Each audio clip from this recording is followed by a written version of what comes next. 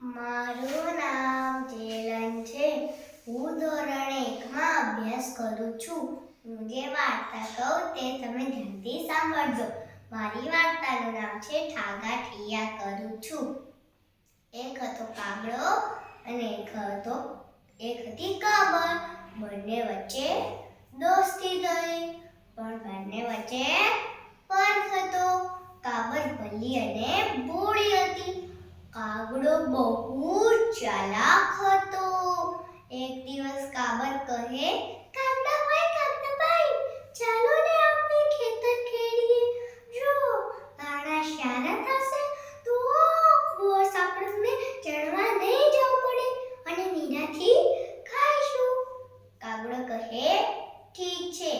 બંને પોતાના ચાંચથી ખેતર ખેડવા લાગ્યા. થોડા સમય પછી કાગડાની ચાંચ ભાંગી ગઈ. કાગડાએ કાબરને કહ્યું, કાબરબેન, તમે ખેતર ખેડતા જાઓ. હું હમણાં જ લુહાર પાસેથી ચાંચ ઘડાવીને આવું છું. કાબર કહે, ઠીક છે. કાગડો ચાંચ ઘડાવવા લુહાર પાસે જાય છે ત્યાં સુધી કાબરે તો આખું ખેતર ખેડી દીધું, પણ કાગડો આવ્યો નહીં. કાગડાએ ચાંચ ઘડાવી દીધી હતી, પણ તેની દાનત ખોટી હતી. એટલે તે લુહાર સાથે ઝાડની ડાળ ઉપર બેસીને ગપ્પા મારવા લાગ્યો. કાબરબેન તો કાગડાની રાહ જોઈને થાકી ગઈ. તે કાગડાને બોલાવવા ગઈ. જઈને કાગડાને કહે, કાગડાભાઈ, હવે તો ચાલો.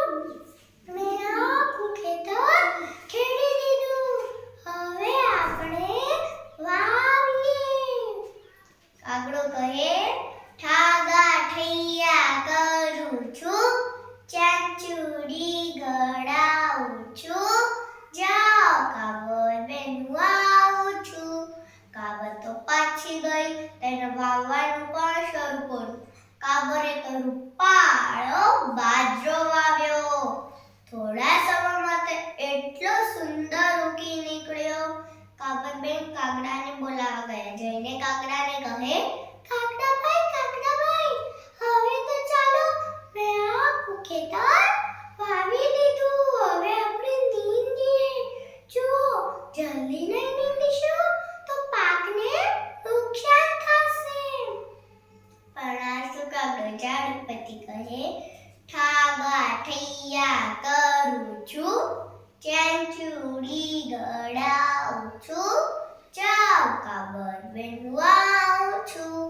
કાબર તો પાછી ગઈ. તેને નીંદવાનું પણ શરૂ કર્યું. વખત જતા કાપણીનો સમય આવ્યો. વળી કાબરબેન કાગડાને બોલાવવા ગયા. જઈને કાગડાને કહે, કાગડાભાઈ, હવે તો ચાલો. મેં આખું ખેતર નીંદી લીધું. હવે આપણે કાપણી કરીએ. જો જલ્દીને કાપણી કરીશું તો નુકસાન થશે.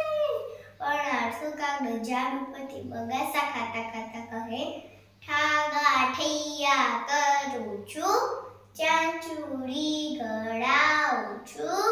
જાઓ કાબરબેન, હું આવું છું. કાબર તો નિરાશ થઈને પાછી ગઈ. તેને એકલી આખા ખેતરની કાપણી કરી. તેને બાજરાના ડુંડામાંથી એક બાજરો નીકાળ્યો અને તેનો ઢગલો કર્યો. બીજી કોર ઢૂંસાનો ઢગલો કર્યો. એના ઉપર થોડો બાજરો નાખ્યો.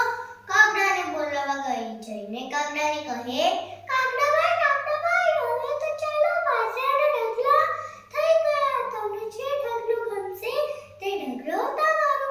કાગડાએ તો મનમાં વિચાર્યું, ના મહેનત બાજરાનો ઢગલો મળશે. તેને ફૂલાઈને કહ્યું, ચાલો, હું તૈયાર છું.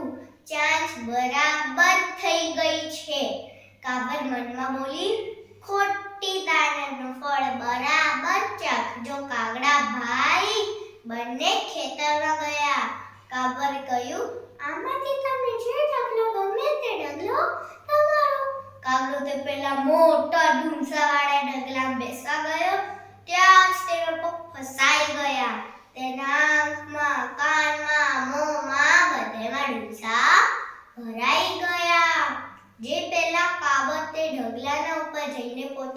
તે પેલા કાગડાભાઈએ તો મોટેથી બૂમ પાડી, કાગડાબેન, મને બચાવો, મને બચાવો, મને બચાવો, મારાથી ભૂલ થઈ ગઈ, હું આળસુ હતો એટલે આવું થયું, હવેથી આવું વર્તન કદી નહીં કરું.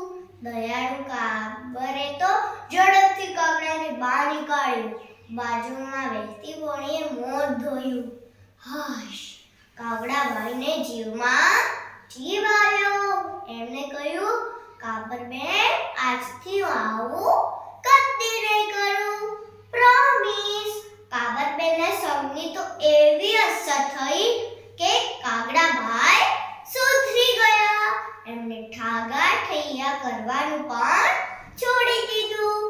આ વાર્તા પરથી આપણને આ શીખ મળે છે, કોઈને ઠગે એમાં હોશિયારી નહીં. અસ્તુ, જય હિન્દ.